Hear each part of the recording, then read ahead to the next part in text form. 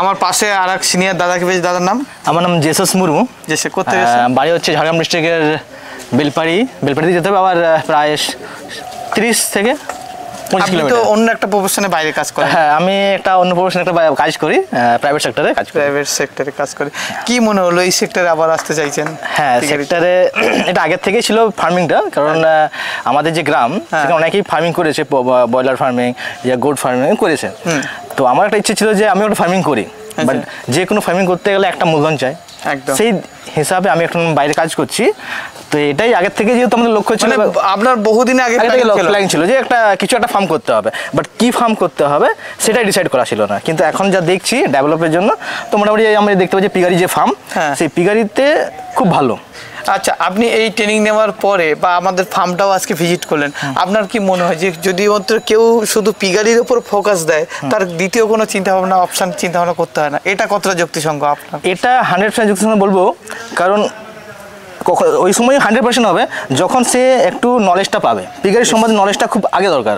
আমি কি করছি সেটার সম্বন্ধে আমার নলেজ থাকে, তাহলে আমি সেই কাজটা অতি সহজে করতে পারবো। একদমই। তো এই পিগারিতে আমি দেখলাম সত্যি পারা যায়। এমনই মানুষ আছে যে না, কি বলবো, মানুষের কাছে কোনো অসম্ভব নেই, ঠিক সম্ভবই।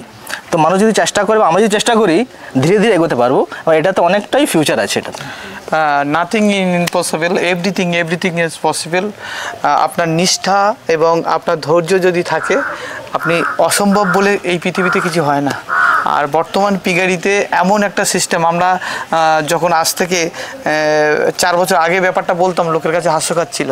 আজকের পশ্চিমবাংলার মানুষের মানে দিব্য চোখটি, মানে চোখ খুলেছে বলা যায়, মানে অন্তর্দৃষ্টি জেগেছে, যে যার ফলে বহু মানুষ আজ জাতি ভেষ কাস্ট কিছু দেখছে না, আজকে কিন্তু এর পিছনে আসছে। আর এর গোল্ডেন ফিউচার আছে, আপনিও আসুন। এবং এটুকু ভাবার দরকার নেই, আমাদের এই সেক্টরে যত ফার্মার বাড়বে তত আমাদের ভালো। অবশ্যই, তাই না? অবশ্যই বিজনেসের ক্ষেত্রে ভালো হবে। দাদা, আপনার কি মনে হয় যে ফার্মার বাড়ছে, আমার ব্যবসাটা কম্পিটিশনের মুখে পড়বে, এরকম কি মনে হয়? না, আমি একটা সাধারণ উদাহরণ দিতে পারি। কোনো বাজারে যেখানে মুরগি দোকান আছে, মুরগি কাটাই করে একটা থাকে, সেখানে তো সেলিং হয় না, 4টি থাকে বেশি সেলিং, কারণ জানে ওখানে বেশি পাবোই। তো এই মেন্টালিটি উনি যে আমি ফার্মিং যত বেশি হবে তত তার চাহিদা বাড়বে। তো এটাই হচ্ছে আমাদের কথা। মানে আমি যদি একটা কাস্টমার যদি একটাই ফার্ম থাকে, তাহলে সেখানে গিয়ে বলে পাবো না পাবো একটা কিন্তু ভাব থাকে। কিন্তু বেশি ফার্ম থাকলে এখান থেকে মাল আমি তুলতে পারবো, বা মার্কেটিংটা অনেক ইজি আমার মনে হয়, আমার ব্যক্তিগত মতামত। তো অনেক ধন্যবাদ একজন ইয়ং এন্টারপ্রেনার। দাদার নামটা আরেকবার যদি বলেন। আমার নাম জেসাস মুর্মু। হ্যাঁ, আর গ্রামের নাম হচ্ছে চিরুগড়া গ্রাম, যেটা ঝাড়গ্রাম ডিস্ট্রিক্টের বেলপাড়ি ব্লকে পড়ছে। অ্যাকচুয়ালি ঝাড়গ্রাম ডিস্ট্রিক্ট বহু মানুষের একটা দৃষ্টি আছে ঝাড়গ্রামের প্রতি। ঝাড়গ্রামের অধিকাংশ মানুষই এই ট্র্যাডিশনাল অনুযায়ী বাড়িতে শূকর রাখেন, 1, 2, 3টে। আজকে ঝাড়গ্রামের মানুষ কমার্শিয়াল ফার্মিং করার জন্য এগিয়ে আসছে।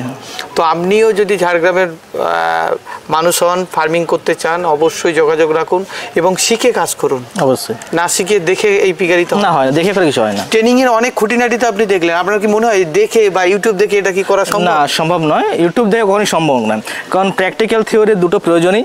থিওরি ফার্স্ট করা দরকার, এরপর প্র্যাকটিক্যাল নামলে যে আমি জানলাম সেটাকে আমি প্র্যাকটিক্যাল লিখতে পারলাম। ইউটিউব একটা ধারণা, জাস্ট ধারণা, হ্যাঁ কি হচ্ছে, এটা কি আছে, এইটুকু ধারণা। তো অনেক ধন্যবাদ দাদা, অনেক ভালো লাগলো এইরকম একজন মানুষ আমাদের এই প্রোগ্রামে এসেছেন। এটা খুব ভালো একজন তরুণ এবং ইয়াং উদ্যোক্তা। ভালো থাকুন দাদা। আপনি ভালো থাকুন।